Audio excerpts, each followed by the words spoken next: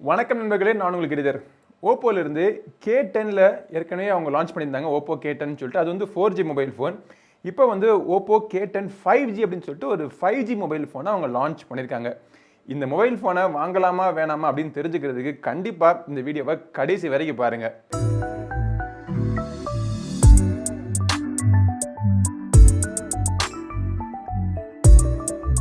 Oppo K10 5G mobile ஃபோனை முதல்ல நம்ம அன்பாக்ஸ் பண்ணி எப்படி இருக்கு அப்படிங்கிறத பார்ப்போம்.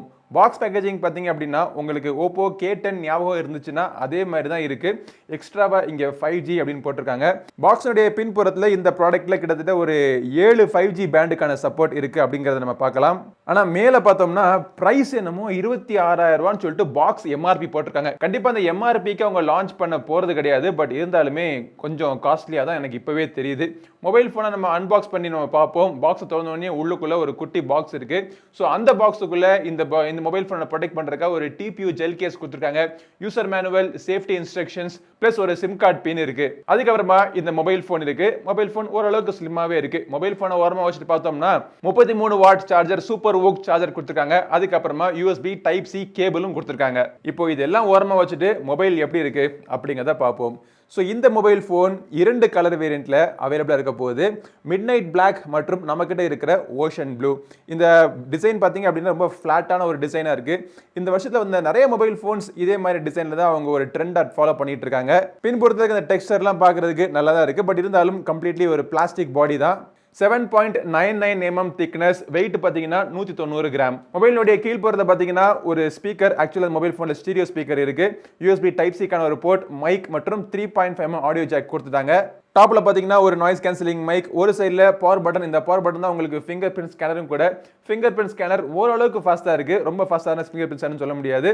மறுபுறத்தில் பார்த்தீங்க அப்படின்னா வால்யூம் பட்டன்ஸ் இருக்குது. வால்யூம் பட்டன்ஸுக்கு மேலே இருக்கக்கூடிய இந்த சிம் கார்டு ட்ரேல நம்ம ஒரு ஹைபிரிட் சிம் கார்டு ட்ரே நம்ம பார்க்கலாம். ஒரே நேரத்தில் 2 சிம் கார்டு இல்லைனா ஒரு சிம் கார்டும் SD கார்டும் போட்டு நீங்கள் யூஸ் பண்ணுற மாதிரி கொடுத்துருக்காங்க.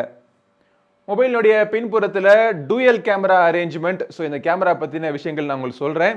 பட் டிஸ்பிளே பார்த்தீங்க அப்படின்னா இந்த வருஷம் பார்த்தீங்கன்னா பெரும்பாலான மொபைல் ஃபோனில் 10,000 மொபைல் ஃபோன்லேயே இந்த சொட்டு நாச்செல்லாம் ட்ரெண்டை விட்டு போயிடுச்சு. இவங்க ஏன் இன்னும் அந்த பொட்டு நாச்செல்லாம் கொடுக்காம சொட்டு நாச்சை வச்சுக்கிட்டு தெரியுறாங்கன்னு எனக்கு தெரியல. டிஸ்பிளே பார்த்தீங்கன்னா ஒரு 6.56 இன்ச் டிஸ்பிளே, ஆனால் HD+ ரெசல்யூஷன் கொடுத்துருக்காங்க. 2022 வருஷத்தில் அதுவும் இந்த ப்ரைஸில் HD+ டிஸ்பிளே கொடுத்தது என்னால் கொஞ்சம் ஜீரணிக்க முடியல. ஆனால் 90 ஹெர்ட்ஸ்க்கான டிஸ்பிளே கொடுத்துருக்கேன் அப்படிங்கிறாங்க. பட் இந்த ட்ராப் நாச் ப்ளஸ் இந்த HD+ டிஸ்பிளே எல்லாம் பார்த்தீங்க அப்படின்னா இதெல்லாம் வழக்கழிஞ்சு போகணும் நேரத்துக்கு. பட் டிஸ்பிளே நல்லா கலர்ஃபுல்லாக இருக்கு. பிரைட்னஸ் ஓரளவுக்கு பிரைட்டாக இருக்கு. இமேஜ்லாம் பார்த்தீங்கன்னா ரொம்ப ஷார்ப்பான இமேஜ் எதிர்பார்க்க முடியாது.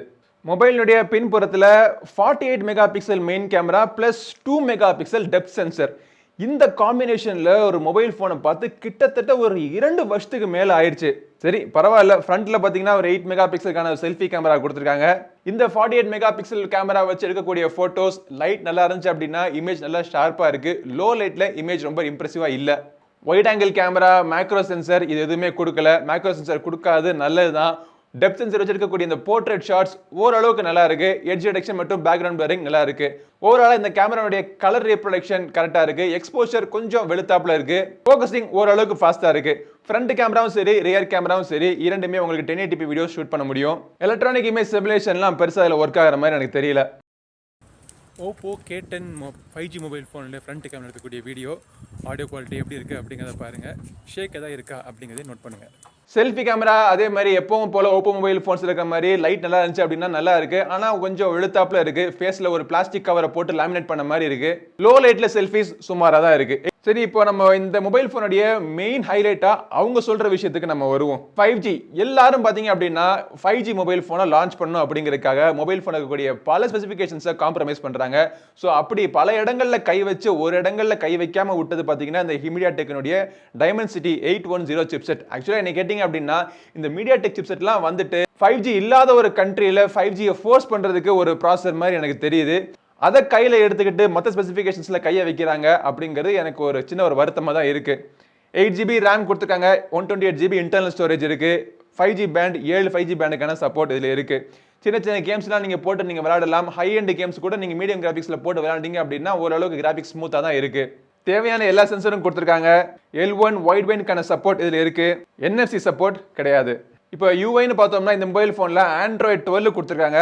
அது வந்து கலர் OS மேலே அது மேலே ஸ்கின் பண்ணி கொடுத்துருக்காங்க. இப்போ இந்த கலர் OS பர்டிகுலராக இந்த மொபைல் ஃபோன் இருக்கக்கூடிய அந்த கலர் OS 12 பார்த்தீங்க அப்படின்னா எக்கச்சக்கமான ப்ளோட்வேர்.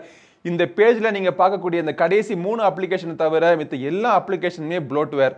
அதையும் அந்த ப்ளோட்வேரில் எனக்கு இந்த பைஜூ அப்ளிகேஷன், மோஜ் அப்ளிகேஷன், ஜோஷ் அப்ளிகேஷன் இதெல்லாம் பார்த்தாலே ட்ரிகர் ஆயிருது. உட்காந்து ஒவ்வொரு அப்ளிகேஷனை நம்ம அன்இன்ஸ்டால் பண்ணி விட்டுடலாம். பட் அன்இன்ஸ்டால் பண்ணி விட்டதுக்கு அப்புறமா இந்த யூஐ யூஸ் பண்ற மாதிரி இருக்கு. ஓரளவுக்கு ஃபாஸ்டா ஸ்னாப்பியா தான் இருக்கு. பட் கண்டிப்பா அவங்க இந்த ப்ளோட்வேரை குறைச்சு தான் ஆகணும். பேட்டரின்னு பாத்தீங்கன்னா 5000 mAh பேட்டரி கொடுத்துருக்காங்க. அதை சார்ஜ் பண்றதுக்கு பாக்ஸுக்குள்ள 33 வாட் சார்ஜர் இருக்கு. நல்ல விஷயம். ஃபுல் சார்ஜ் ஆகிறதுக்கு 70 to 75 மினிட்ஸ்க்குள்ள என்னோட டெஸ்ட்ல ஃபுல் சார்ஜ் ஆயிருது. யூசேஜ்ல பாத்தீங்க அப்படின்னா ஒரு மீடியம் யூசருக்கு 2 days வரைக்கும் இந்த மொபைல் ஃபோன் தாக்கு பிடிக்கும். பட் இந்த மொபைல் வாங்கலாமா வேணாமான்னு கேட்டீங்கன்னா இந்த மொபைலுடைய விலையை பாருங்க. சரி, விலையை கூட நீங்க பார்க்க வேணாம். மற்ற ஸ்பெசிஃபிகேஷன்ஸ்லாம் நீங்க பார்த்தாலே தெரியுது என்ன விலை கொடுத்தாலும் இந்த மொபைல் ஃபோன் ஒர்த் இல்லை அப்படின்னு. அவ்வளோதான், இதுக்கு மேலே சொல்றதுக்கு ஒன்றும் கிடையாது. வீடியோவை ஸ்டாப் பண்ணிடுவோம். ப்ராடக்ட் பிடிக்குதோ பிடிக்கலையோ, வீடியோ பிடிச்சிருந்துச்சுன்னா லைக் பண்ணுங்க. நம்ம சேனலுக்கு சப்ஸ்கிரைப் பண்ணாதவங்க சப்ஸ்கிரைப் பண்ணிட்டு கூடவே இருக்கிற பெல் பட்டனை பிரஸ் பண்ணிடுங்க. அடுத்த ஒரு பதிவில் உங்களை மீண்டும் சந்திக்கும் வரை உங்களிடம் விடைபெறுவது உங்கள் நண்பன் கிரிதர். வாழ்க தமிழ், வளர்க்க பாரதம். நன்றி, வணக்கம்.